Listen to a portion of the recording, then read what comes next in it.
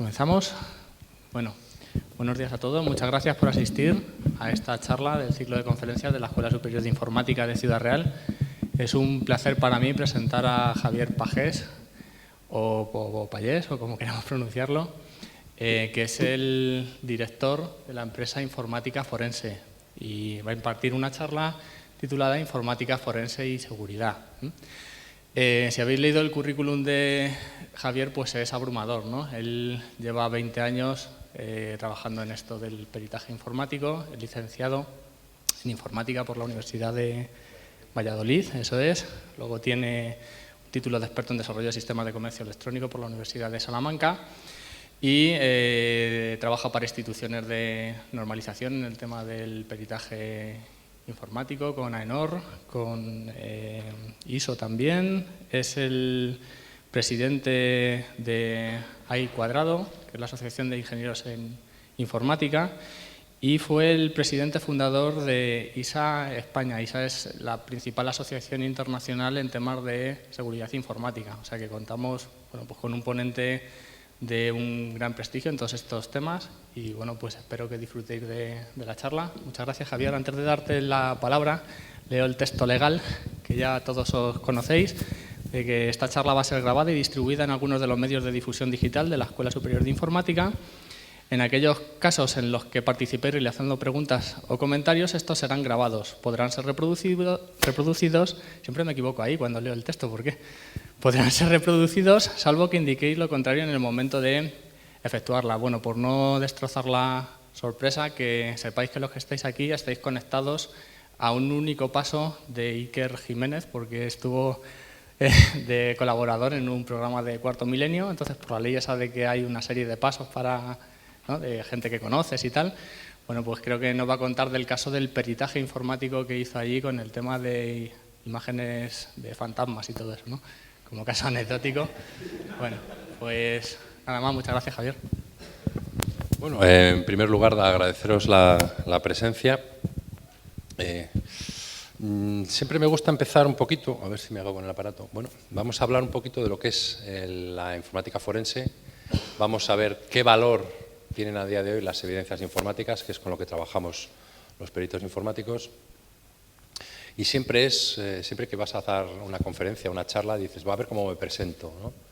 Y es como Tarzán dice, ok, mi nombre, bueno, ¿cómo estás? Yo me llamo Tarzán y creo que tú eras Jane, ¿verdad? Permíteme que me introduzca, soy Tarzán, el rey de la selva, no sé qué. Ok, ya he llegado, ok, mi Tarzán, tú Jane, ¿ok? ¿Vale? Para evitar este problema de cómo presentarse, pues bueno, este soy yo, ¿vale? Una serie de cosas, una serie de actividades a las que nos dedicamos.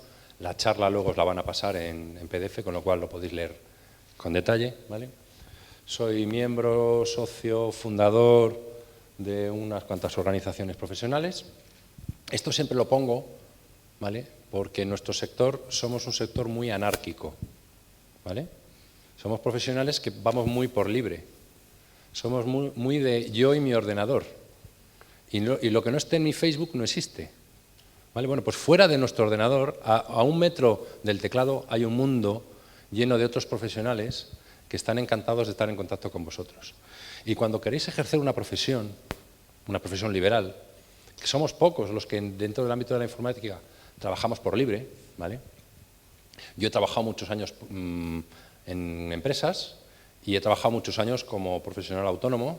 Y después de muchos años he creado mi empresa y trabajo como empresario, pero autónomo, ¿vale? Tengo gente en plantilla, pero bueno, te das cuenta de que lo que haces tú puedes hacer una tarea, 2 tareas, 5 tareas, pero si tienes que hacer un proyecto grande, aquellos que hagáis desarrollo informático, desarrollo de aplicaciones, sabréis que lo que puedas hacer tú solo, si te juntas con otro, no es el doble, pueden ser el triple, el cuádruple.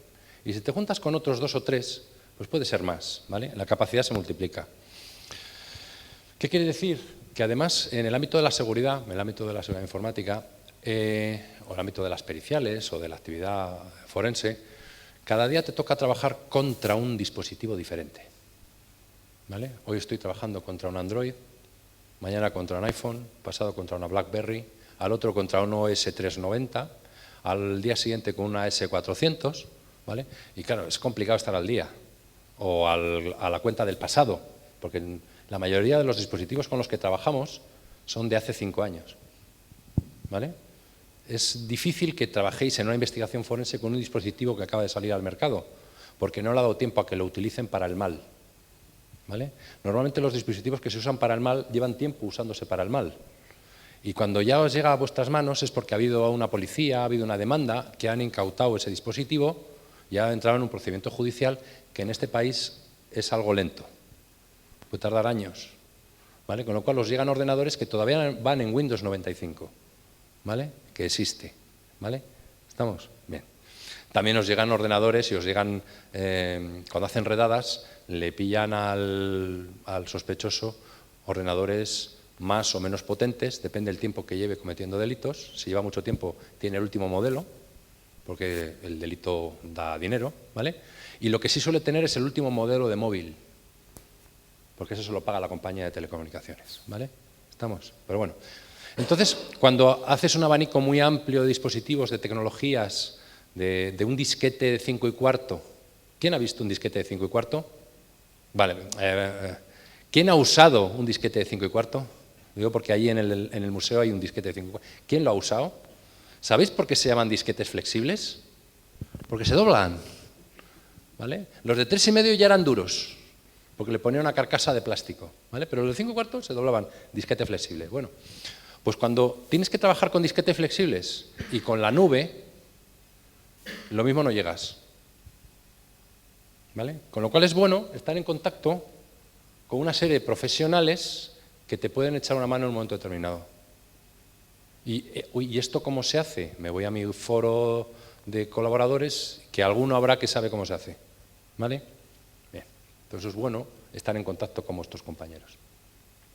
Algunas referencias de algunas empresas, estas son unas cuantas, hay muchas más, ¿vale? Con las que he participado, colaborado, activado. A muchas no te dejan publicitarlo, ¿vale? Que le has hecho alguna actividad, sobre todo en el ámbito de la seguridad.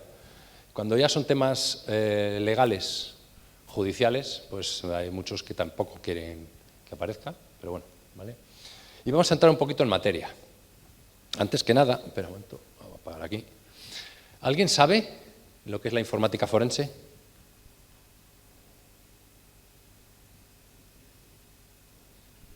Bueno, yo siempre empiezo por esta, ¿vale? Informática forense. Informática.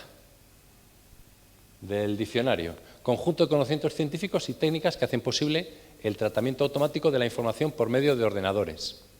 Vale, ¿vale? Yo creo que eso no hay que explicárselo a ninguno de los que están en esta sala. Vamos a la otra palabra, forense.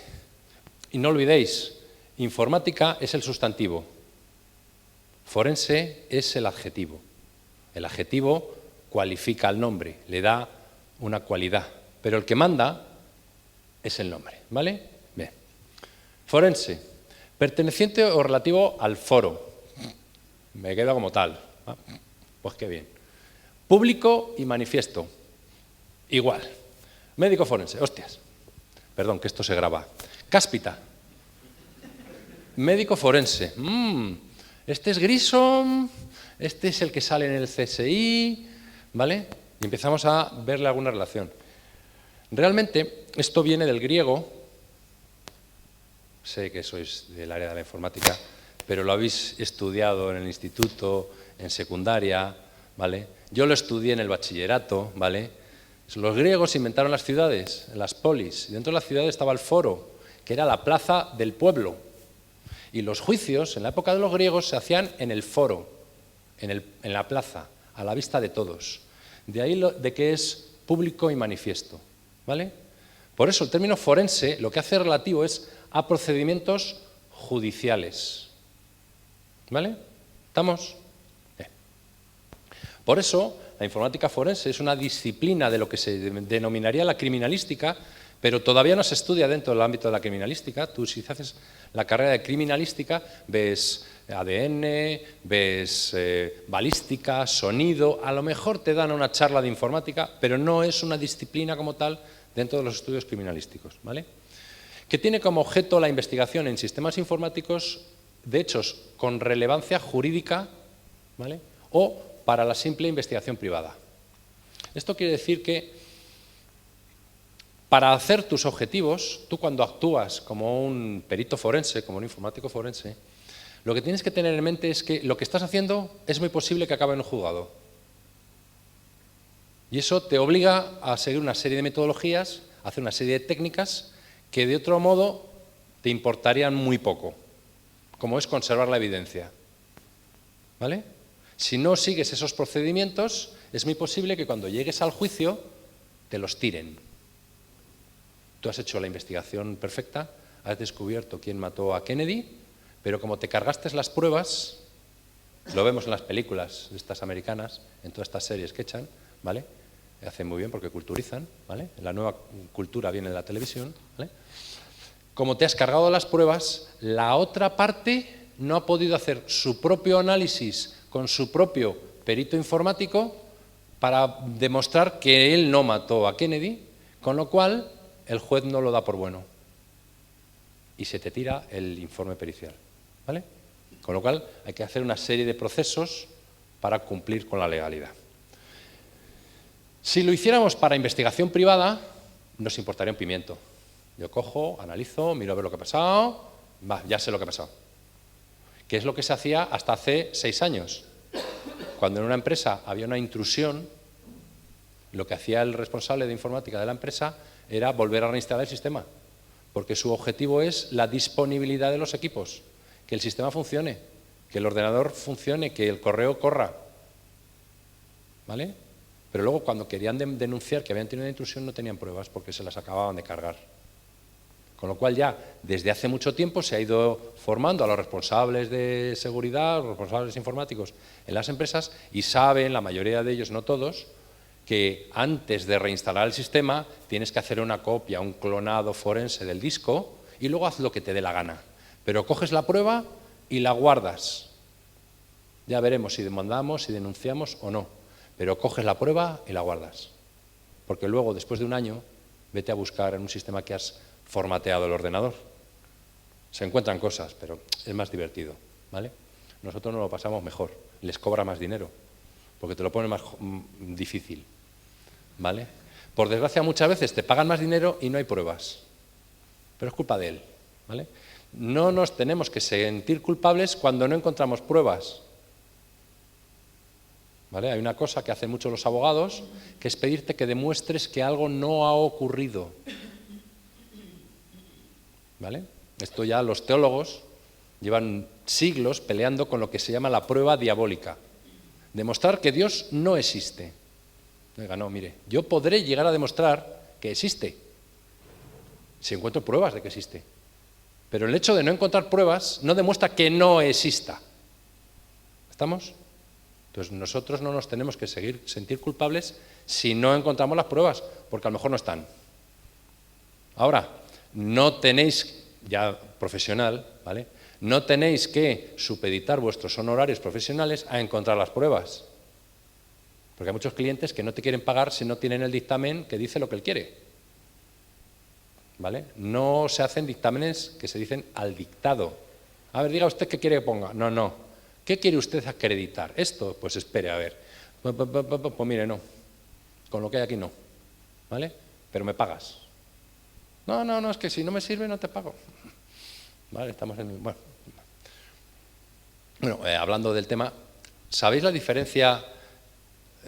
Yo es que tiendo mucho a hablar de temas profesionales, porque claro, la diferencia entre, por ejemplo, una orquesta de músicos aficionados y una orquesta de músicos profesionales. Bueno, no, a lo mismo no cobra ninguno, ¿vale? Pero bueno, no. La diferencia fundamental es que cuando se juntan, los músicos aficionados hablan de música y los músicos profesionales hablan de pasta, ¿vale? De a ver cuánto vamos a cobrar, a ver si sale un bolo, a ver si vamos a dar un concierto, ¿vale? Y cuando empiezas a dejar de hablar tanto de música para empezar a hablar de pasta, es que estás ya metido en el círculo profesional, ¿vale? Porque normalmente tienes una hipoteca, tienes que pagar el coche, tienes que pagar la gasolina, ¿vale? Entonces te preocupan otro tipo de cosas, ¿vale? Bueno, en conseguir resultados, ¿vale? Bueno. ¿Cuál es nuestro ámbito de actuación? Todo hecho en el que un sistema informático esté involucrado, tanto si es el sistema informático el fin o un medio para cometer una actividad irregular, un delito, ¿vale? Y yo tengo tendencia a no mencionar que son delitos, porque nuestra actividad no es solo en el ámbito penal. El ámbito penal son los delitos, pero trabajamos en ámbitos penales, trabajamos en ámbitos mercantiles. Ámbito penal, por ejemplo, robo de cuentas de correo electrónico, envíos de correos electrónicos con difamaciones, conversaciones de WhatsApp intimidatorias, páginas web con descargas ilegales, pornografía infantil, no te rías, que hay otro tipo de descargas ilegales, ¿vale? La descarga de propiedad intelectual en España no es un delito penal, ¿vale? Es un ilícito civil, que es distinto, ¿vale? ¿Estamos? Bien. En otros países es un delito penal, por ejemplo, Estados Unidos. O sea, que tener cuidado si os bajáis la discografía completa de algún cantante y vais de viaje a Estados Unidos, que lo mismo os reclaman 20 millones de euros, 200.000 dólares, como le han reclamado a uno por bajarse 14 canciones, ¿vale? Aquí no, pero si te cruzas el charco, lo mismo te esperan, ¿vale? Bueno, no suele ser habitual, ¿vale? Lo digo porque en el ámbito mercantil también tenemos trabajo, que es demostrar que un contrato entre dos partes se ha cumplido. Por ejemplo, una empresa que contrata a una empresa de desarrollo de software y le paga 1 millón de euros por desarrollarle una aplicación informática que no funciona. Pues la empresa contratará a un perito informático que tendrá que utilizar técnicas forenses para encontrar las pruebas para demostrar que ese programa no cumple con las condiciones del contrato, ¿vale? Y por contra, la empresa desarrolladora tendrá que contratar a otro perito informático que demuestre que su programa sí que cumple con las condiciones pactadas o que si no lo cumple es por culpa del cliente, que en muchos casos es el tema, ¿vale? ¿Estamos? En el ámbito mercantil hay mucho trabajo y mucho trabajo profesional, ¿vale? Y también trabajamos en el ámbito laboral. Una empresa que despide a un trabajador porque está todo el día navegando por Internet y no es su función navegar por Internet, ¿vale? O un trabajador al que le han despedido porque dicen que hace competencia desleal. Competencia desleal en muchos sectores profesionales, en muchos sectores de actividad. Por ejemplo, en empresas de desarrollo de software es tan fácil como botón derecho, copiar y mandar por correo electrónico. Bueno, veo que sois muy de Linux, ¿vale? En Windows, si tú te pones encima de una carpeta donde está el código fuente que está desarrollando mi empresa y le doy con el botón derecho, me sale un chisme que dice comprimir y mandar por correo electrónico. Acabo de robar toda la propiedad intelectual de mi empresa. Competencia desleal, robo, un montón de delitos mercantiles y penales. Normalmente suelen ir a la calle. Bueno, pues la empresa tiene que demostrar que ese trabajador ha hecho eso y el trabajador podrá demostrar que la empresa no ha acreditado suficientemente que ha sido él. ¿Por qué ha podido ser el compañero cuando él se ha ido a tomar un café? Y os digo cosas que pasan, ¿vale? Para que veáis diferentes ámbitos de actuación. Bueno.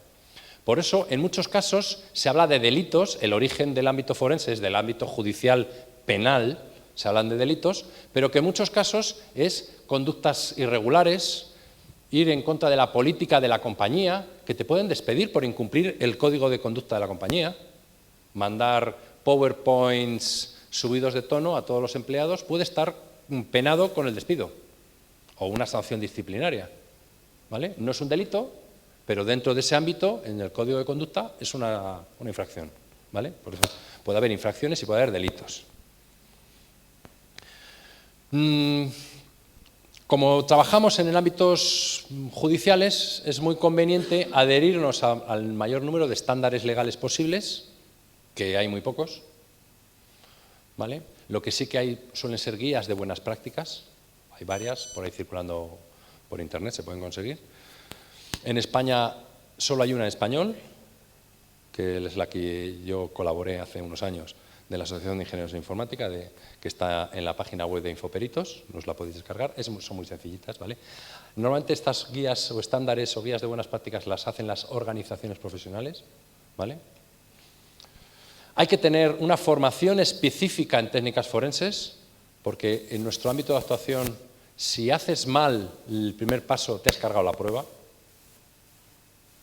Si enciendes el ordenador para ver cuál era la fecha de última ejecución, te acabas de cargar la fecha de última ejecución, porque es hoy. ¿Vale? Y cuando venga el otro perito y vea que la fecha de última ejecución es hoy, se va a partir de risa. Porque aparte de ponerte a caer de un burro en el juicio, te va a poner de tonto para arriba, la prueba que hayas hecho tú la va a tirar y el juez se lo va a creer. Y a mí me ha tocado, por ejemplo, ir a un notario, que los usamos mucho, para depositar las pruebas en un notario, y tú vas al notario a hacer la primera tarea que se suele hacer, que es un clonado forense del disco duro del ordenador, hacer el clonado forense en el notario, y cuando te vas al laboratorio a analizarlo, ves que la fecha de última ejecución del ordenador, hay cientos de ficheros creados, ejecutados, modificados, fue cuando fue el otro perito a hacer su clonado al notario.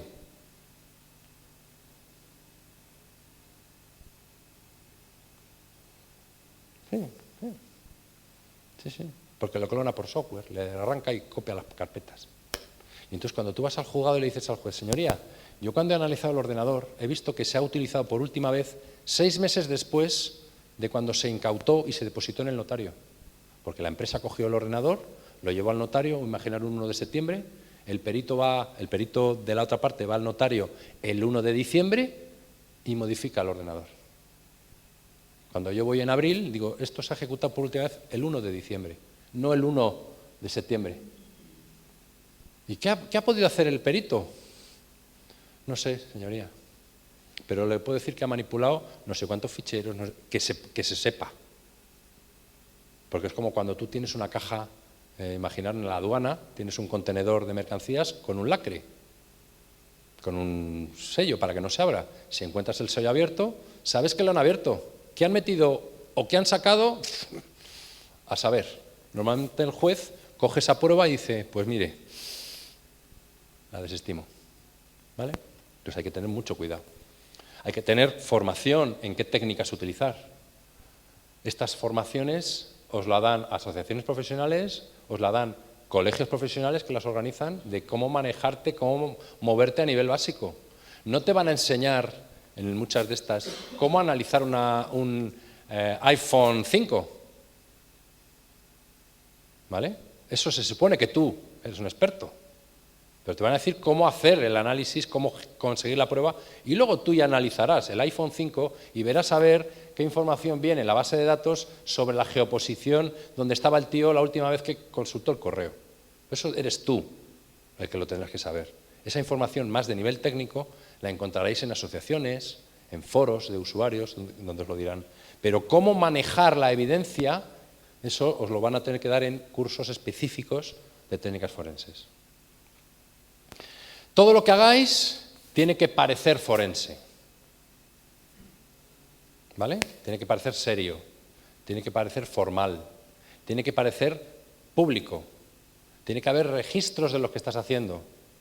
Hay cosas que se llaman cadena de custodia de las pruebas. Hay cosas que se llaman el registro de auditoría, el log trail de lo que estás haciendo. De forma que otro perito, otro experto forense, haciendo lo mismo que has hecho tú, con la misma prueba, pueda llegar a las mismas conclusiones. Por si te ponen en duda que te has inventado cosas, pues coges y lo haces, ya verás cómo te sale lo mismo. ¿Vale? O sea, tiene que ser auditable lo que haces. ¿Vale? Tienes que tener permisos para hacer investigaciones, para coger las pruebas, para llevarte el ordenador, para hacer una auditoría de penetración, si alguno hace hacking ético, ¿vale? Por favor, que os den el permiso para hacer el hacking, porque si no puedes acabar en la cárcel, ¿vale?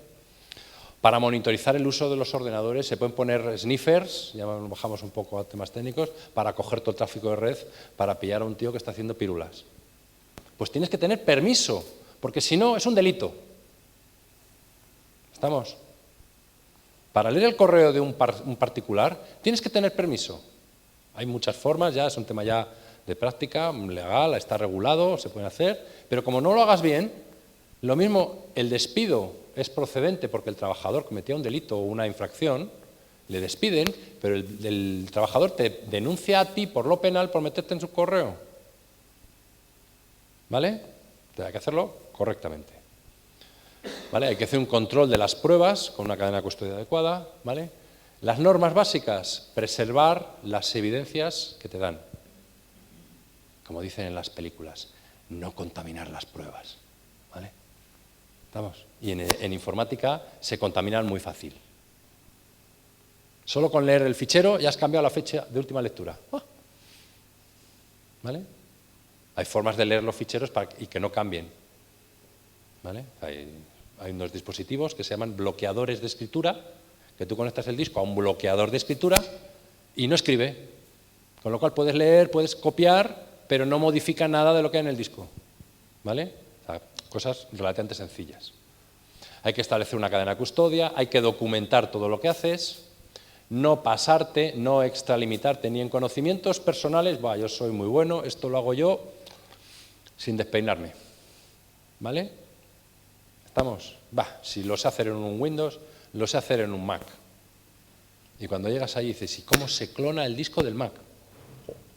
Será igual. Bueno, pues cuidado. ¿Vale? Ni tampoco en leyes, en normas, ni en procedimientos, porque os lo digo, podéis acabar en la cárcel por cometer delitos. ¿Vale? Entonces hay que tener mucho cuidado. ¿Vale? El riesgo para el procedimiento es que las pruebas no se admitan en juicio. El riesgo para vosotros es que podéis acabar demandados. ¿Vale? Por eso es muy bueno, en este tipo de actividades profesionales, como en cualquier otra, tener un seguro de responsabilidad civil. ¿Vale? Como digo yo, si tengo un seguro a todo riesgo para el coche, que son hierros, ¿vale? Yo quiero tener un seguro para mí, para que no se queden con mi casa, para pagar a los abogados. Porque te pueden demandar y solo los costes de abogados, te tienes que poner un préstamo para pagar a los abogados. Si tienes un seguro de responsabilidad civil, te lo cubre. Por lo menos me lo cubre, ¿vale? Bien. ¿Qué objetivos tenemos? Identificar todas las fuentes posibles de evidencias. Recogerlas de la forma más adecuada para la evidencia, no para dónde está la evidencia, ¿vale? Analizarlas lo máximo que se pueda, siempre teniendo en cuenta que por mucho que lo analices, si no hay prueba no la vas a encontrar, ¿vale? Con lo cual tienes que saber cuándo parar. Y confirmar, si es posible, lo que has encontrado con 2, 3, 4, 5 pruebas distintas, ¿vale? Yo siempre digo que por un correo es difícil que metan a nadie en la cárcel. Por una conversación de correos entre varias personas y tal, ya es más fácil, ¿vale? La acumulación de evidencias le da peso a las investigaciones, ¿vale? Con esto se puede probar que se han cometido actos deshonestos, contrarios a una normativa, a un procedimiento, a un contrato o a una ley, ¿vale? Es todas las posibilidades que podemos encontrarnos, ¿vale? Cada vez nos llaman más, por ejemplo, para temas de divorcios. Y te viene una de las dos partes del contrato matrimonial, que es un contrato, y te dice, quiero que analices el ordenador de la otra parte para ver si se mete en foros de contactos. ¿Vale? Y le dice, ¿y el ordenador de quién es? ¿Están ustedes en gananciales? Entonces me tiene que autorizar la otra parte. ¿Me entendéis, no? ¿Estamos? Bueno, cosas complicadas. Ya, pero bueno. Principio básico para nosotros, el principio de intercambio de Locard. Locard es un francés que vivió a finales del 19 y mediados del 20, que fue uno de los pioneros en el mundo de la criminalística, que llegó a una conclusión alucinante. Dijo, cada contacto deja un rastro. ¿Vale? Esto es algo, pero Guru iba a decir no. Pero vamos, en el siglo XIX, este fue el que empezó a investigar de huellas digitales, cosas de este tipo. No se hacía. A este se le ocurrió. Dijo, siempre que dos objetos entran en contacto, transfieren algo, parte de un objeto se lo lleva al otro y parte del otro objeto se lo queda al uno. De hecho, a nivel físico, tú intercambias electrones. Otra cosa es saber cuáles. ¿Vale? ¿Estamos? El problema es saber qué es lo que hay, ¿vale? Cuando un criminal entra, pues deja huellas, deja pelo, deja ADN, deja... ¿Vale? ¿Estamos? Bueno. Y se lleva pelusa de la carpeta, de la alfombra, ¿vale? De estas cosas, ¿vale? O sea, dejo algo y me llevo algo. El problema es encontrarlo. Pues en el ámbito informático es todavía más fácil o más acuciado que esto ocurre, como todos vosotros debéis saber, ¿vale? Todos sabemos que los chinitos que hay dentro de las máquinas tienen la costumbre de escribir muchas cosas, en muchos sitios distintos, ¿vale? Pues hay que saber encontrarlas. El problema es encontrar todas esas cosas y ponerlas una detrás de otra, sobre todo si hay más de una máquina, con lo cual este tiene chinitos, este tiene coreanos, este tiene taiwaneses, este tiene... ¿vale? Todos escribiendo cada uno en su idioma, cada uno escribiendo a su hora, ¿vale? Y las tienes que poner todas en fila para saber cuál ha sido antes y cuál ha sido después. Porque morir antes de nacer, hay alguno que lo hace en algunas culturas, dicen que mueren varias veces y vuelven a nacer, pero normalmente en estas cosas suele pasar una cosa detrás de otra. Pues hay que intentar ponerlas, una correlación de eventos que se llama, para que tenga sentido. El problema es cómo lo encontramos, dónde lo encontramos. ¿Quién escribió un fichero de texto? Yo podía poner aquí doc, podía poner un txt, un csv, ¿vale? ¿Quién lo ha escrito? ¿El que pone los metadatos? Botón derecho, propiedades, autor Pepito. ¿O Pepito fue el que instaló el programa? Que cuando instalas ciertos programas con o sin licencia, da igual, te pregunta los datos del dueño del programa, del autor, y te los mete con calzador en todos los documentos. ¿Vale? ¿Qué decimos? ¿Este es el que lo escribió? No, no. En el metadato del autor pone esto. ¿Vale? ¿Lo escribió él? Pone eso. Estamos. Señoría, blanco y en botella. ¿Qué había dentro? No lo he probado. Que lo ponga él. ¿Estamos? Hay que tener mucho cuidado con las conclusiones. O quien envió un correo, ¿vale? No, es que aparece que fue fulanito el que escribió el documento. No, fue el que lo creó. No, fue creado con un procesador de textos que cuando se instaló puso fulanito. ¿Lo escribió fulanito? Es posible. Es posible que creara el documento, pero ¿fue el último en escribir en ese documento? ¿Se fue modificado? ¿Qué se modificó? Amigo. ¿Vale? Hay que... Bueno. Por ejemplo, se puede saber quién es el dueño de un portal internet, desde dónde se han conectado para mandarte un virus, ¿vale?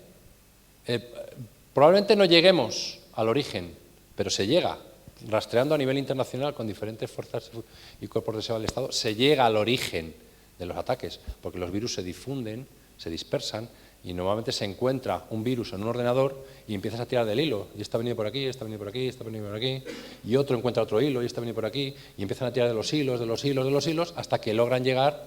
Son técnicas que no vienen del mundo de la informática, vienen del mundo de la virología.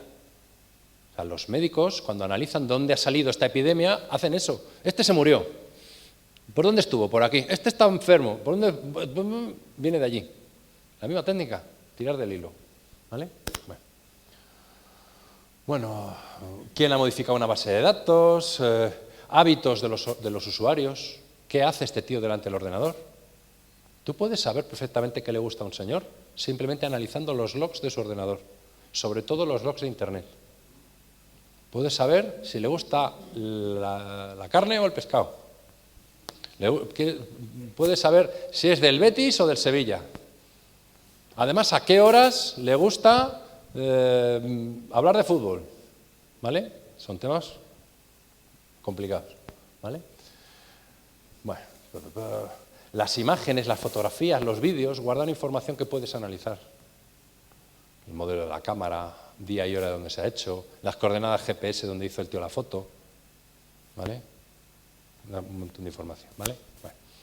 Otro criterio que nos tenemos que basar, aunque este no es tan... El criterio de Daubert es algo que ha surgido en Estados Unidos de hace muy pocos años para acá, ¿vale? que se ha transformado en una regla de manejo de evidencias federales en Estados Unidos, la regla 702, que esto es básicamente, partió de que hace, ya os digo, ahora 5, 6, 7 años máximo, un juez federal le habían presentado una prueba pericial caligráfica.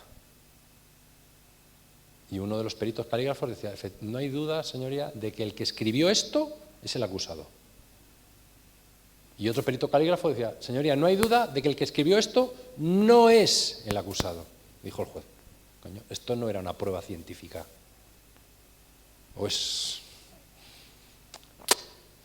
Depende del día.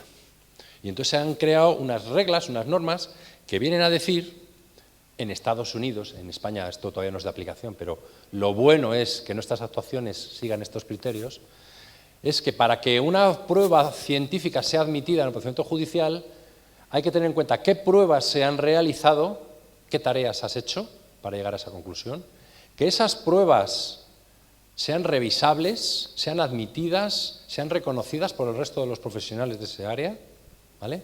Que se conozca la tasa de error que tiene esa prueba, ¿vale? Por ejemplo, las pruebas de ADN no son fiables al 100%, no son capaces de diferenciar entre gemelos. Entre familiares muy cercanos, muy complicado que lo diferencien. En Estados Unidos hay casos documentados de un tío que está en el corredor de la muerte y no se lo cargan porque no saben si fue él o su gemelo. Y tienen dos opciones, dejarle libre o matar a los dos. Están pensando qué solución, depende del presidente, de turno piensan en una o en otra, ¿vale? Bueno. Y sobre todo, que las pruebas que estás siguiendo, que estás utilizando, sean aceptadas en los códigos de buenas prácticas recomendadas por el resto de profesionales del sector, ¿vale? Un ejemplo muy típico que se usa, es paradigmático para esto, todos habéis oído hablar de las pruebas de las hash, de la firma hash. ¿Quién no sabe qué es una firma hash? Vale. Bueno, si no... No, hay muchos informáticos que tampoco lo saben, ¿eh? Vale. Una firma hash es una función matemática que lo que hace es, coge un fichero informático de no importa el tamaño, lo empieza a leer desde el primer byte del fichero hasta el último byte del fichero, tenga 10 bytes, tenga 10 terabytes, le da igual, empieza a coger y empieza a hacer operaciones matemáticas con esos datos y al final te da un resumen, un resultado. Esto suma 14, ¿vale? Normalmente el resultado de una firma hash es una lista de letras y números en hexadecimal larga. La teoría dice que una firma hash, para que sea buena, tiene que ser que un fichero dé una firma y ningún otro fichero dé la misma firma. Con lo cual, me puedo asegurar que si yo vuelvo a correr esa función matemática sobre el mismo fichero, me va a dar la misma firma y no sobre ningún otro fichero. Con lo cual, me puede valer para autenticar el fichero, para validar la copia, para garantizar que no ha sido manipulada, ¿vale?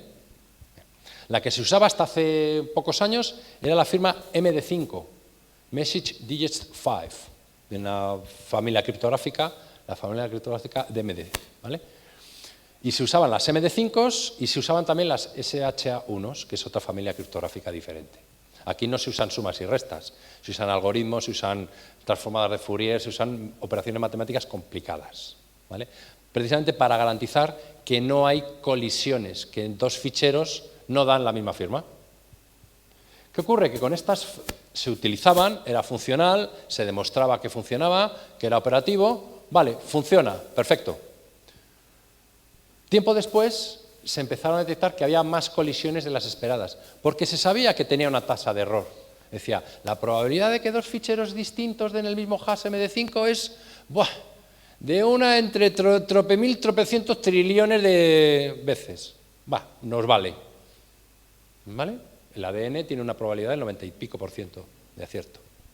Esto parecía más fiable. Estaba aceptada por la comunidad científica, se utilizaba. Las máquinas de clonado te calculaban el MD5 de forma automática. Las cámaras de fotografía de radares en Australia, cuando hacían la foto, calculaban el MD5 de la foto para validar que la foto no había sido manipulada. ¿Vale?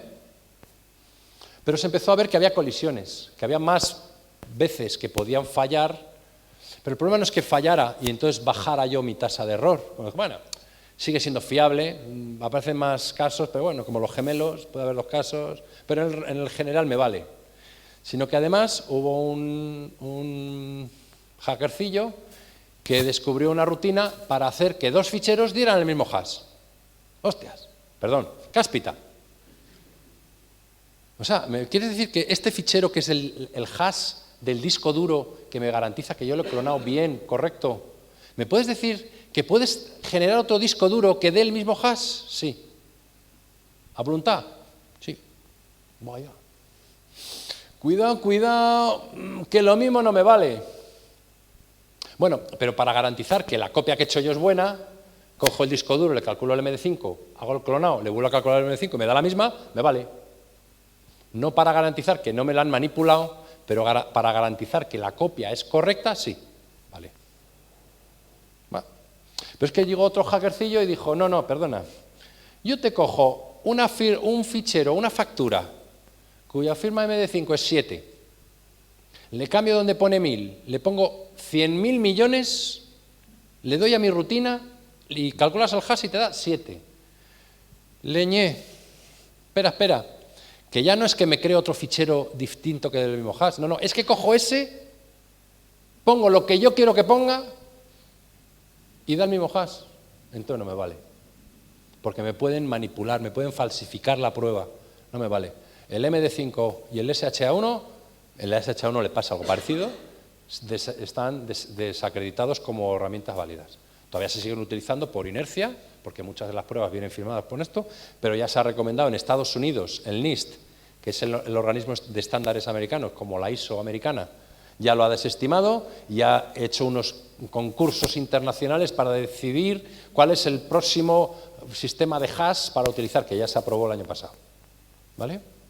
Y dice, no admitimos en los tribunales americanos, a partir de, creo que ya no lo admiten, evidencias que vengan con estas firmas. Ahora se utilizan el SHA 256, el SHA 1024, que son bastante más complicadas de vulnerar, ¿vale? Pero, si tú coges un fichero y le haces un MD5 y me da 7, y el mismo fichero cojo un SHA1 y me da Pepito, y uso esas dos como la firma hash del fichero, todavía no se ha demostrado, porque es que no hay matemático que se atreva a demostrar que con 2 familias distintas criptográficas, completamente distintas, tú puedas manipular el fichero y me coincidan las dos. Con lo cual, si yo utilizo 2, 3, 5 firmas hash, me sigue siendo válido el proceso. ¿Qué ventaja tiene? Que el cálculo de un MD5 o de un SHA1 respecto a un SHA 256 o 1024 es computacionalmente muchísimo menor el cálculo de las dos que uno solo de los otros. Con lo cual muchos dispositivos de red pues se lo plantean, ¿vale? Muchos dispositivos automáticos se lo plantean por el tiempo de cómputo, ¿vale? Pero bueno, esto es un ejemplo que se está aplicando en Estados Unidos para admitir pruebas. En este caso, la validez o la validación de una evidencia. Y aquí entramos en las evidencias digitales. Me quedan 17 minutos y creo que me faltan 30 y pico transparencias. ¿Vale? Entramos en las... Llevo 20, ¿vale? Y os estoy poniendo la versión corta de 1 hora, porque la versión de 2 horas creo que no teníamos la mañana para... Pero bueno, vale. ¿Qué es una evidencia digital? Cualquier documento, cualquier fichero, cualquier dato, cualquier lo que sea, una foto, un fichero, un log, un vídeo, me da igual que esté en un soporte informático. Es decir, que me lo puedan traducir a ceros y unos. Para mí eso es una evidencia informática. Venga de donde venga, esté en el dispositivo que esté y haya llegado como haya llegado. Para mí es una evidencia. Y yo la trataré de la forma en la que me la encuentre. Yo no puedo acreditar cómo estaba en el origen, yo no puedo acreditar cómo está ahí. Y a partir de que está ahí y yo interacciono con la evidencia, es mi trabajo. ¿Vale? Todo lo que sea susceptible de tratamiento digital me vale. Por ejemplo, un listado de ordenador a mí me vale. ¿Alguno de vosotros, de los que no peináis canas, ¿vale? ¿Alguno de vosotros sabe lo que son las hojas pijama? eran unas hojas que en las impresoras, cuando había impresoras, ¿vale?, de impacto, que hacía taca, taca, taca, taca, taca, ¿vale?, se les ponía unas hojas, papel continuo, que eran de pijama porque normalmente iban una línea de un color, otra línea de otro, iban dobladas y se van quedando en un taco. Bueno, pues los listados de ordenador se guardaban en esas hojas. Tú coges un listado de ordenador, le metes un escáner y te lo pasa a un sistema electrónico. Con lo cual, eso también nos vale como evidencias. ¿Vale? ¿Estamos? O te salga una contabilidad en papel, tú la podrías escanear, la podrías reproducir en un sistema informático. ¿Vale? Más complicado, pero se podría hacer. ¿Vale? Entonces, cualquier cosa nos vale. Cualquier cosa. ¿Vale? El problema es su validez. ¿Qué valor tienen esas pruebas? ¿Vale? Cada vez hay más normas, cada vez hay más leyes, cada vez hay más obligaciones en diferentes ámbitos de guardar este tipo de evidencias. ¿Vale? El problema es qué valor tienen, cómo se conservan, cómo se manipulan, cómo se utilizan. Manipulan en el buen sentido de la palabra, porque hay un mal sentido de la palabra, ¿vale?, que es cómo se falsifican. La manipulación, cogerlo, usarlo, hacer el backup. ¿Vale? Bien. Y esto se está haciendo un compromiso, hay foros a nivel internacional de evidencias electrónicas que tratan sobre esto. ¿Qué valor tiene un log? ¿Vale?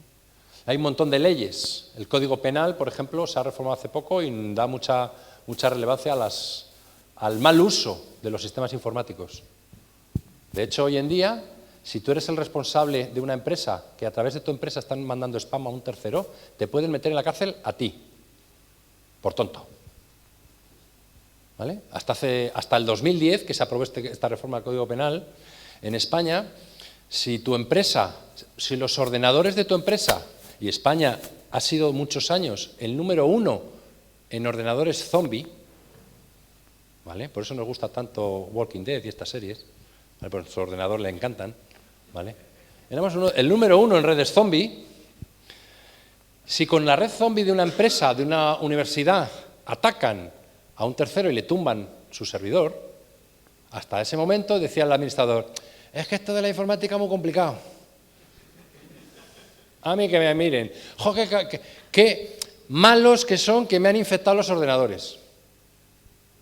Y ahí quedaba, el tema quedaba ahí. A partir de la reforma del Código Penal, al responsable se le puede caer el pelo y a la universidad, como organización, como entidad legal, también. Porque tiene que poner medios para evitar que con sus sistemas se cometan delitos. ¿Vale? Con lo cual, el rol vuestro en las organizaciones, en las empresas donde vayáis, va a tener cada vez más importancia.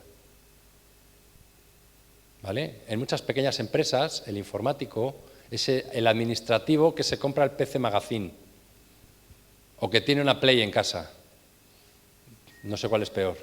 Creo que el que se compra la PC Magazine es más peligroso. Porque el que tiene la Play, bueno, por lo menos se entretiene, pero el otro tiene un peligro, ¿vale? ¿Estamos? Pues estos, oye, es que no tengo dinero para tener a alguien que me gestione la seguridad de mis sistemas informáticos, es que son muy complicados. ¿Usted a qué se dedica? Yo tengo una empresa de transportes. ¿Y qué tiene? Trailers de 25 toneladas. ¿Y le deja usted conducir el camión al primero que pasa por la calle? No, tienen que tener un camión de transportista. Pues para esto lo mismo. No, es que el otro puede atropellar a alguien. Con esto también. ¿Vale? Pues eso ha cambiado 2010.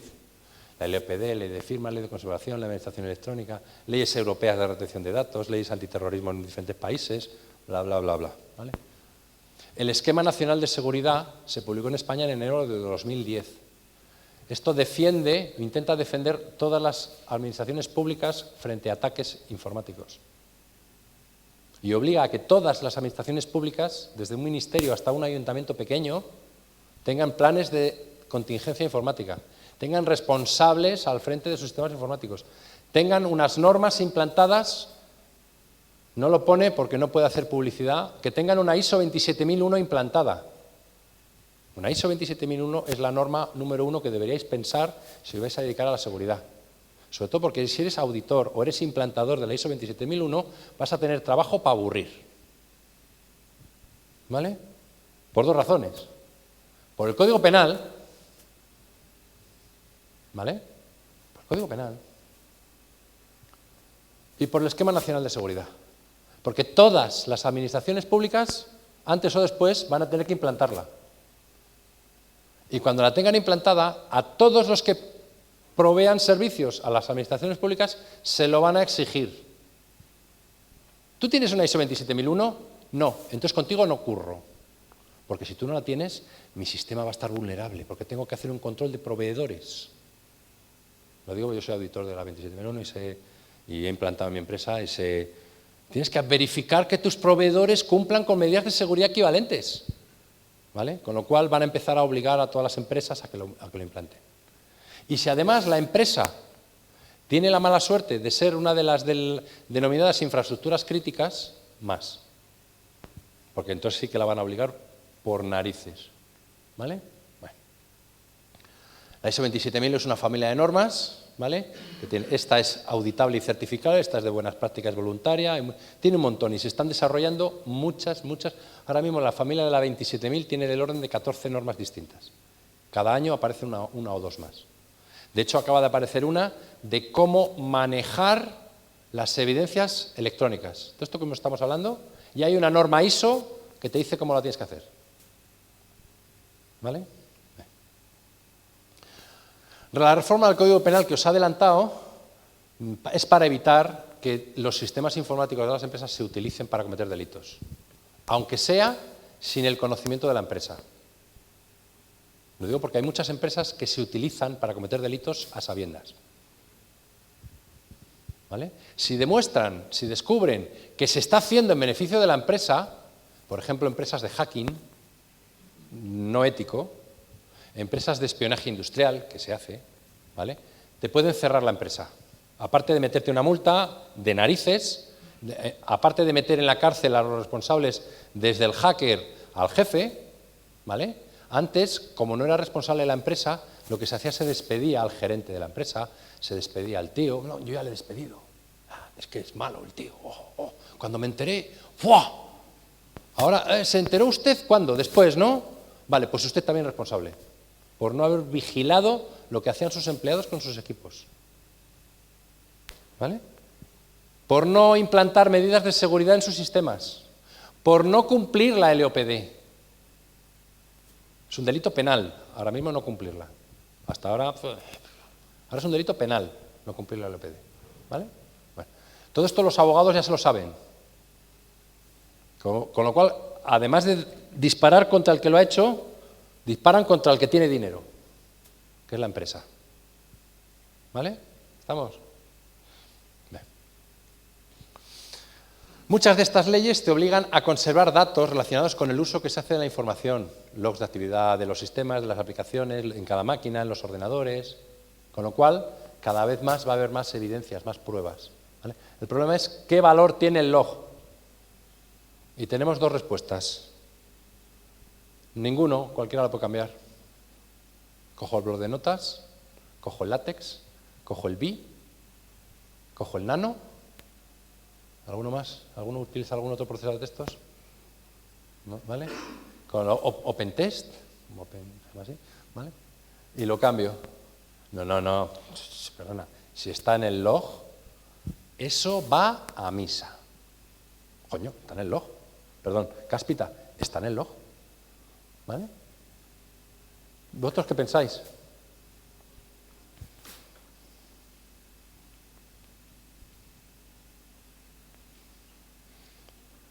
Yo pienso esto. Una evidencia informática o de lo que sea tiene el valor que le den las partes. Si nadie lo pone en duda, perfecto. Me la admiten, la otra parte no lo niega, perfecto. Ahora, como lo ponga en duda, a pelea. ¿Vale?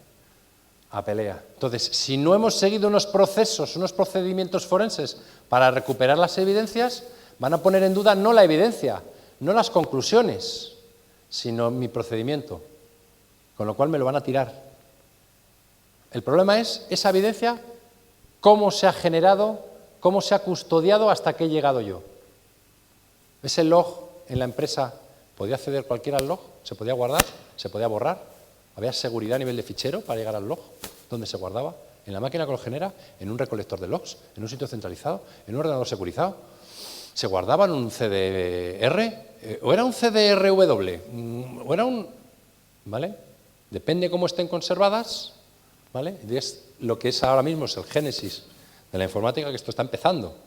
Pero nosotros ya hemos hecho proyectos importantes. Por ejemplo, nosotros tenemos un servicio certificado por la norma 27001 de custodia de evidencias. Nosotros hacemos de notarios para evidencias. Sistema certificado y auditado, que garantiza que mientras está en nuestro poder nadie lo toca, nadie lo manipula. ¿Vale? También otros proyectos que hemos hecho con una empresa Kinamic española, que es una de las más potentes ahora a nivel mundial en validación criptográfica con hashes de eventos, de logs. Lo hemos hecho con un hospital de Madrid, en el que le hicimos un proyecto financiado con un proyecto de I+D del Plan Avanza, en el que cada evidencia, cada log, cada evento que se generaba, este hospital, el hospital de Fuenlabrada, para el que no lo sepa, fue el primer hospital sin papeles de España. ¿Vale? Por cierto, el sistema montado por un colega nuestro, de Madrid, que lo montó de cero. De hecho, cuando le contrataron, el hospital no existía, no había edificio. ¿Vale? Es decir, los sistemas informáticos del hospital sin papeles se empezaron a diseñar a la vez que los planos del edificio. ¿Vale? Y este modelo es el que se ha utilizado en todos los nuevos hospitales de la Comunidad de Madrid y el que se está replicando en muchos otros países, el modelo de seguridad que tuvo este hospital. Bueno, nosotros lo que le implantamos fue un sistema para que cada evidencia de todo lo que pasaba en el sistema clínico del hospital quedaba sellado en el momento en que se conseguía la evidencia. Y estamos hablando de millones y millones de eventos. ¿Vale? Bueno, es un hardware, software, cierta seguridad en las comunicaciones y se puede hacer. El problema que nos vamos a encontrar es cuando no tenemos evidencias. ¿Vale? Me voy a pasar esto, el correo este me lo voy a pasar porque quiero ir al otro lado. El tema está en que podemos tener evidencias. ¿Vale? Y os pueden llamar para cosas muy divertidas, como me pasó a mí, como comentaba en la introducción Carlos. A mí me llamaron del programa Cuarto Milenio, ¿vale? Porque tenían unas fotos, ¿vale? Unas fotos, unas cuantas, sobre unos supuestos fantasmas que habían aparecido en un cementerio de un pueblo de Castilla y León. Y entonces dedicaron un programa monográfico, fuimos 2 peritos a valorar las evidencias. ¿Vale? A mí me llamaron, esto creo que era un 2 de enero, yo estaba todavía en recuperación de fin de año, casa de mis padres, Valladolid. Tenía un portátil, pero vamos, me había ido pues, a pasar las navidades con la familia. ¿Vale? Y, hola, es que mire, que es que soy el productor del programa y tal, no es ninguna broma. Bueno, usted dígame, a mí me han pedido cosas raras, más que esta, pocas. ¿Vale? Y dice, es que mire, tenemos una serie de fotografías que las ha analizado hasta la Guardia Civil y la Guardia Civil no ha encontrado nada raro. Realmente en el documento de la Guardia Civil dice, nosotros no analizamos esto. ¿Vale? Pero literal, mire, esto a mí déjeme, ¿vale? No tenemos jurisdicción sobre los ectoplasmas, ¿vale? Bueno. Analicen estas fotos, yo se las mando, bueno, mándemelas, digo, mira, ya tengo que hacer hasta Reyes, me voy a divertir, ¿vale? Me las manda, ¿vale? Me mandan estas fotos, y al principio no se ve nada raro, aquí se ve una carita, y aquí, al fondo, no se aprecia bien porque es que venía así la fotografía, ¿vale? Hostia, qué cáspita, qué mal hecha está. Claro, es que era de noche. Pero analiza las fotografías y están hechas con 15 minutos de diferencia. De hecho, es una serie larga de fotografías, ¿vale? De unos sobrinos de una señora muy adicta a este tipo de programas, que lo hacían por la radio y decía el autor del programa de televisión, cuando lo tenía en radio, decía, ahora en verano, pues esto se hizo en agosto hace unos años, es un buen momento para ir por esos camposantos, por esas canteras abandonadas, esas casas antiguas, haciendo psicofonías, sacando fotografías y luego analizarlas para ver qué ocurre. Entonces la señora esta mayor se lo dijo a sus sobrinos, no se preocupe tía, que vamos este fin de semana o vamos mañana al cementerio, que siempre hay ruidos raros. Sabéis que en todos los cementerios hay siempre ruidos raros, porque en todos fusilaban y enterraban gente, entre otras cosas, ¿no? ¿Vale? Y hay ruidos raros, ¿no? Entonces se fueron por ahí y empezaron a hacer fotografías, y además es curioso porque, si os fijáis, había luna llena, ni una nube. De hecho, en la lápida se ven reflejadas y se pueden leer las letras que hay aquí, ¿vale? Están hechas fotografías hechas con trípode, con larga exposición. Curiosamente, yo tenía una cámara fotográfica idéntica a la que usaba esta gente, por el número de serie que viene en los metadatos. Sabía el modelo, la acababa de vender en eBay porque fallaba un poco con imágenes en movimiento, ¿vale? Pero en imagen fija, pues quedaba bien. He llegado a la hora, muchas gracias. Bueno, voy a continuar, ¿vale? Y entonces digo, esta se ve muy bien, esta se ve un poco mal. Aquí se les ha fallado el tema. Bueno, preguntando a la señora al día del programa, digo, ¿y cómo hizo su sobrino la fotografía? Pues nada, iba así, hace la foto, tal, tal. Digo, pues es complicado porque tienen apertura de foco de 2 segundos para hacer foto nocturna. Foto digital, como no la fijes, ¿vale? No sale. Bueno, es que no usaron un trípode. No, pues a lo mejor es que pusieron la cámara en la cabeza de la novia. Y digo, ¿pero eso fue antes de cortarle la cabeza o después?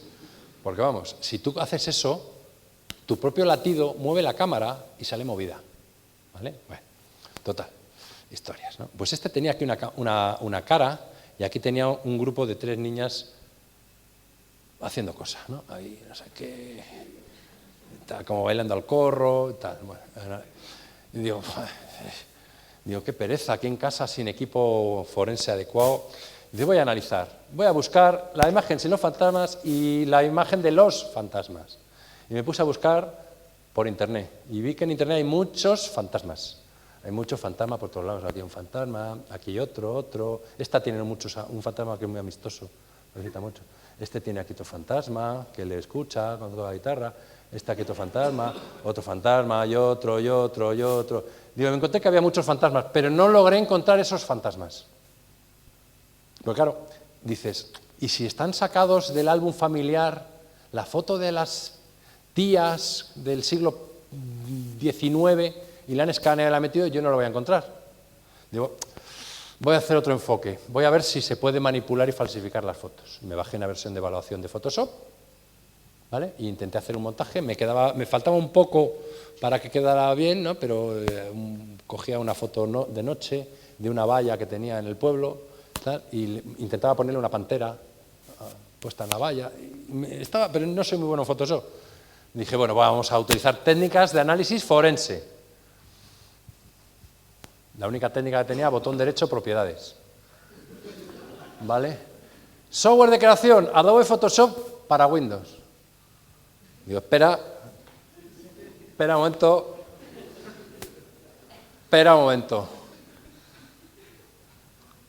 momento, quieto, colega. Anda, mira, y además es no se ve aquí, era la Sony DSC no sé qué. Por aquí. Sí, no, mira, la DSC P92, que daba 5 megapíxeles, para aquella época era una pasada, no como ahora, 5 megapíxeles ahora no lo quiere nadie, ¿vale? 5 megapíxeles, una pasada y tal. Y digo, pero espera, 2500 megapíxeles por 1900, resolución 72 puntos por pulgada. Espera, que este me parece que da más PPPs, sean lo que sean, ¿vale? Parece que da bastante más PPPs. ¿Ves? 2 segundos de exposición, dice focal 8 no sé qué, 2 pasos, tal, el día, el 2004 a las 4:10 de la mañana, el mismo día a las 4:14 de la mañana, y luego se veía la fecha de modificación, fue como 3 o 4 días después, ¿vale? En casa, los sobrinos diciendo, nos lo vamos a pasar con la tía, que ya verás tú el salto que va a dar en casa. Buah. ¿Vale? Estamos, ¿no? Bueno. Conclusión. Análisis de la información EXIF, fotos editadas con programa fotográfico. Se le han bajado de resolución, se las mandaron por correo electrónico a la tía.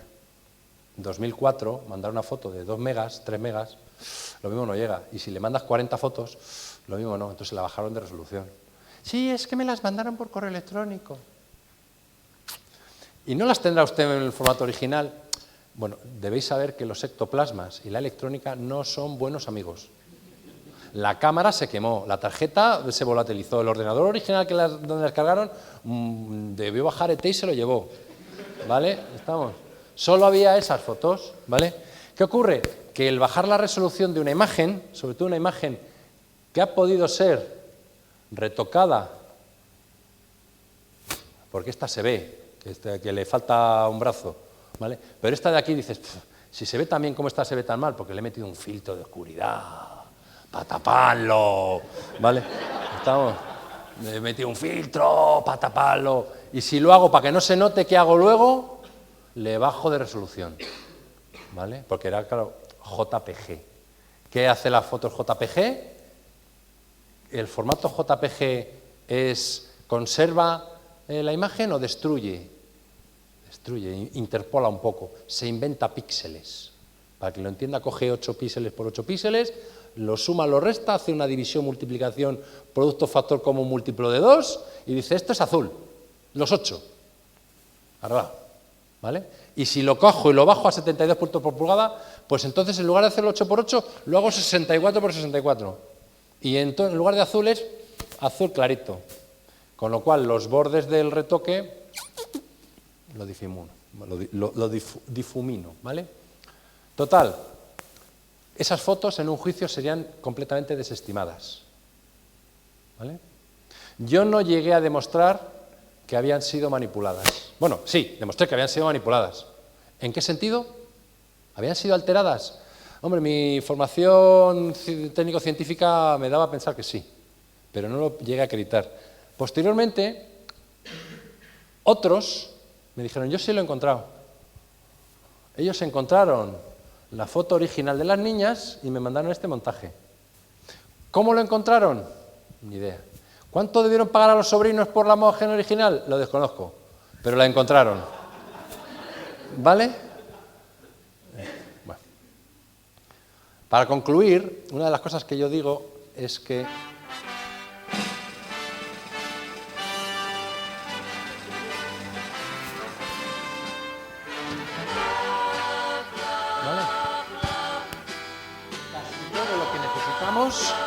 está en los logs, ¿vale? Bueno, muchas gracias. Aquí me tenéis los datos de contacto.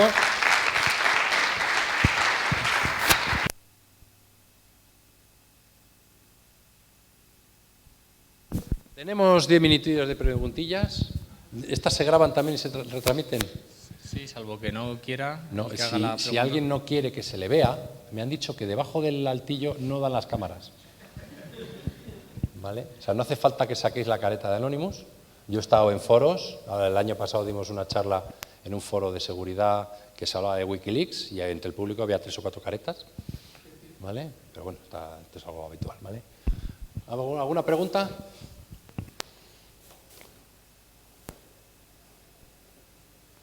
Venga.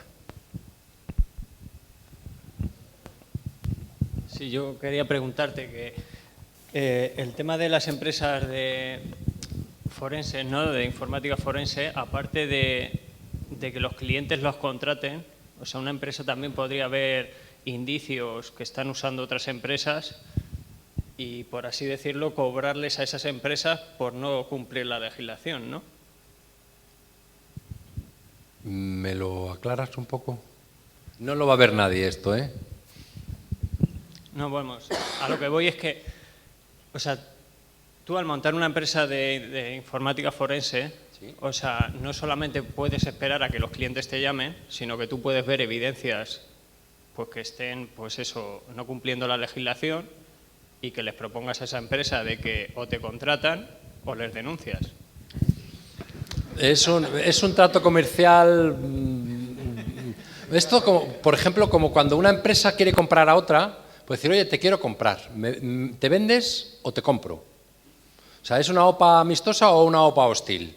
¿Vale? Las OPAs hostiles ofreciendo servicios depende de la época.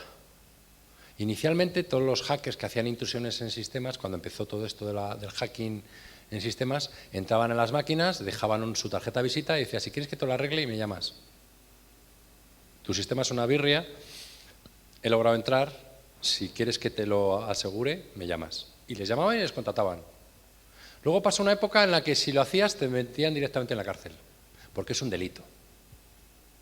Ahora se les vuelve a contratar. porque hacen falta. Pero lo mismo te meten en la cárcel y luego te contratan. No sé si me explico. Es una táctica bastante peligrosa, cuanto menos. Hasta el 2010 no era un delito muy perseguido la intrusión sin autorización. Me decía, no, es que he encontrado la ventana abierta, me he metido, he mirado lo que había por ahí, me he salido y no he hecho nada. ¿Y quién es usted para entrar en mi casa, aunque tenga la puerta, la ventana, no tenga paredes? ¿Quién es usted para entrar en mi casa? Es un delito, es una intrusión. Delito, te denuncio y acabas en la cárcel. La reforma del 2010 lo ha agudizado mucho. No es algo que quiera el gobierno español, que se le haya ocurrido al gobierno español, es que es una norma europea. ¿Vale?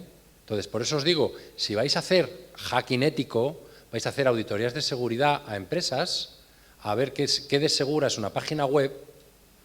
Hay varias formas de hacerla, ¿vale? Hay formas de analizar la seguridad de una página web, por ejemplo, que no sea intrusiva, que utilice técnicas pasivas. Esa no puede haber ningún problema. Si tú utilizas técnicas activas para ver hasta dónde puedes meterte, sí, porque estás atacando. ¿Vale? Es como los detectores de radar.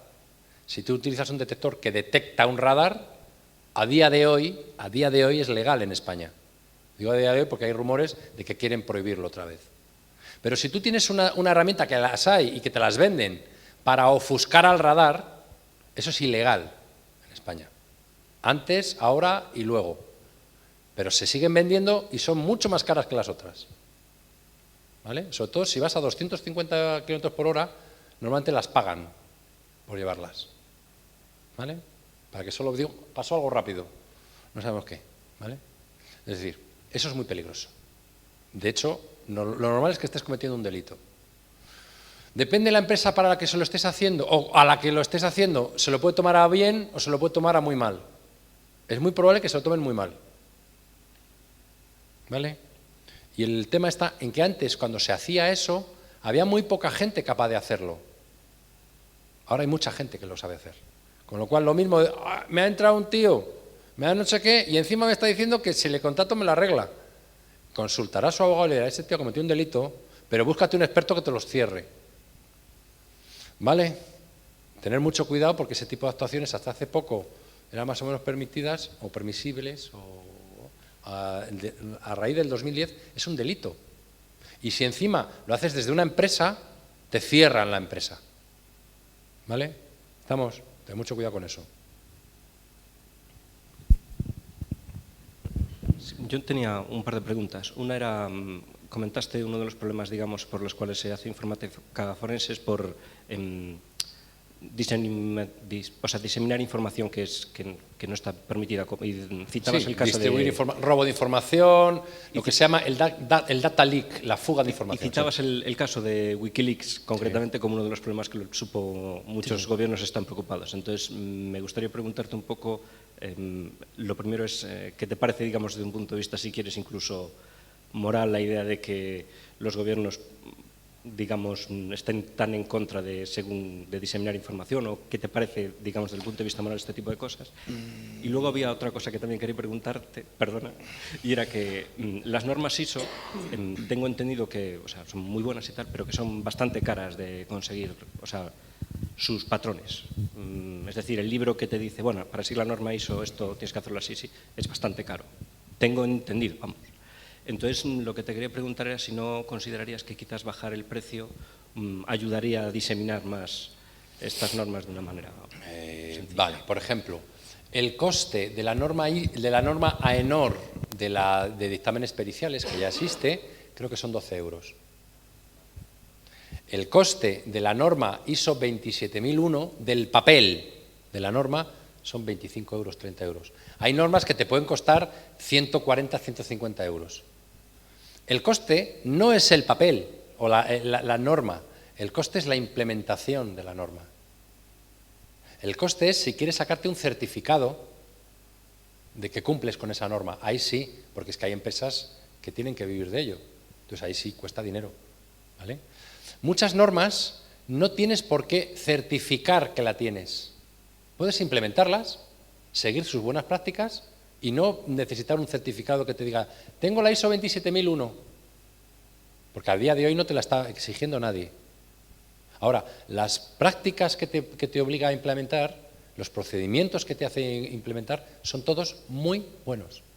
Te ayudan a hacerlo de forma metódica, la gestión de la seguridad. Entonces, es muy recomendable el cogerse, por ejemplo, la ISO 27002, que es la guía de buenas prácticas, de qué controles puedes implementar en diferentes áreas de tu empresa para controlar la seguridad. Es muy buena y es de implementación voluntaria. Ahora, si quieres conseguir un sello, una certificación, pues te puede costar 30.000, 40.000, 50.000 euros.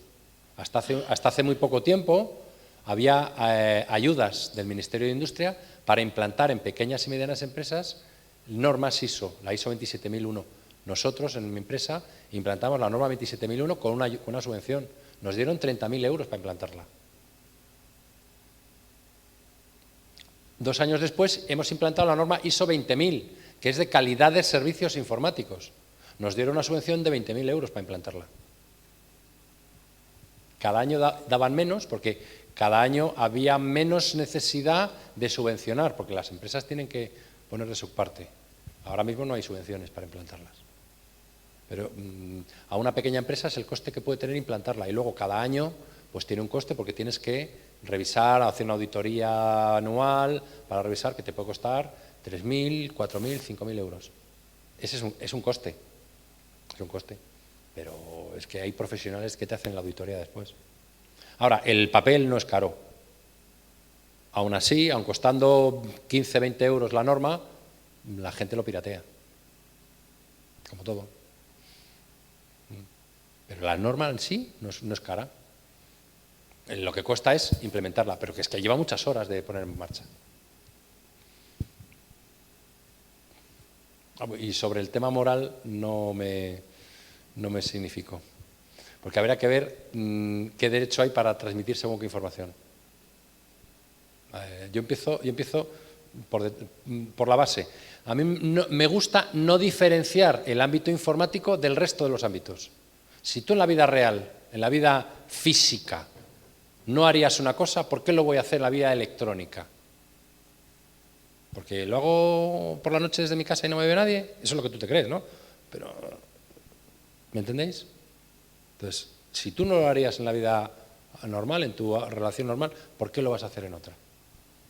Y partiendo de ahí, ¿por qué voy a gestionarlo de forma distinta? ¿Por qué hay diferentes derechos o leyes para un ámbito que para otro? Habría que planteárselo. Última preguntilla.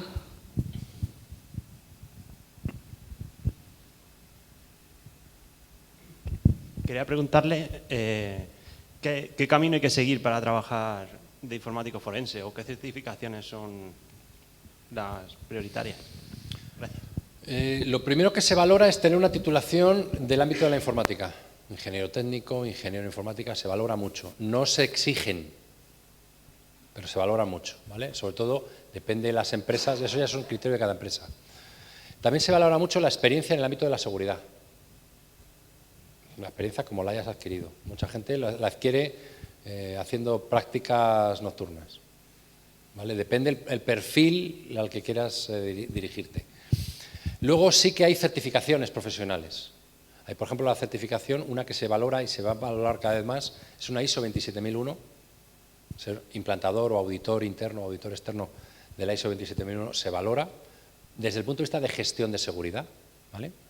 Desde el punto de vista técnico, de practicante de la seguridad informática, hay normas que, por ejemplo, hay una norma americana, una certificación americana, que es la CISSP, la CISP, Computer Information Security Practitioner, que es una norma, por ejemplo, en Estados Unidos no contratan a un responsable de seguridad informática si no es CISP, de entrada. ¿Usted tiene el CISP? No, pues no, con usted no hablo. De hecho, la asociación esta que fundé yo el capítulo en España, la ISA, es una de las impulsoras de esta certificación. El anterior asesor de Obama para ciberseguridad, lo que en Estados Unidos llaman el zar de la ciberseguridad, es el expresidente de ISA Internacional, para que veáis el nivel de prestigio que tiene estas certificaciones. Hay otras certificaciones de seguridad que los da otra organización internacional que es ISACA, que tiene el CISM y el CISP, creo que es. ISACA es conocida a nivel internacional por tener uno que es el CISA. CISA es la norma número 1 que se utiliza para auditoría informática. Auditores informáticos. Han sacado otras 2 normas de seguridad, el CISP y el CISM, ¿vale? Pero, por ejemplo, dentro del mundo del hacking o el mundo de la seguridad más técnica, yo os recomendaría que mirarais las certificaciones, lo que pasa es que son caras, aquí sí, ¿vale? Todas estas son caras, ¿vale? Todas estas están pensadas para el mundo profesional, ¿vale? Ahora os cuento el rango de precios en donde se mueven. Yo os recomendaría que mirarais las certificaciones que da una organización internacional que se llama SANS, sans.org.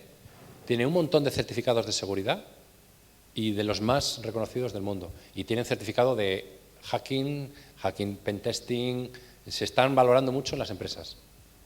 Tiene de análisis forense, tiene 4 o 5 certificaciones diferentes, de diferentes niveles, ¿vale? Hay otras organizaciones que también dan certificados del ámbito forense, pero una de las más reconocidas pues es las de SANS, ¿vale?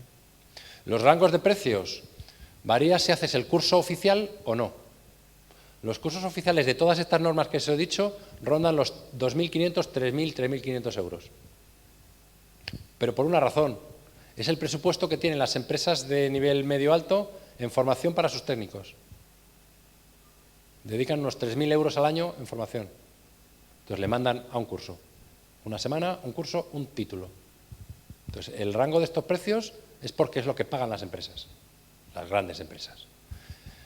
Todas estas certificaciones que os he dicho las podéis hacer sin hacer el curso oficial. Todas se venden libros que te valen 30, 40 euros, donde te explican el contenido, te lo puedes hacer por tu cuenta. Incluso hay grupos de usuarios que se reúnen, de profesionales, para ellos mismos estudiar la materia y prepararse. Y el examen de certificación de todas estas que os he comentado ronda alrededor de los 500, 600 euros las tasas de examen. ¿Vale? Entonces, hay muchas formas de aproximarse a estas certificaciones, ¿vale? Si en las empresas donde vais a trabajar os lo proporcionan, es una muy buena forma de formarse permanentemente, porque estas certificaciones, lo normal, cuando entras en el mundo de la seguridad informática, las empresas que quieren tener profesionales bien preparados, normalmente les van mandando una vez al año, a lo mejor no, a lo mejor una vez cada 2 años a una certificación de estas, ¿vale? Entonces suele ser bastante fácil que las empresas del sector os proporcionen la formación. Pero se puede hacer por vuestra cuenta también, ¿eh?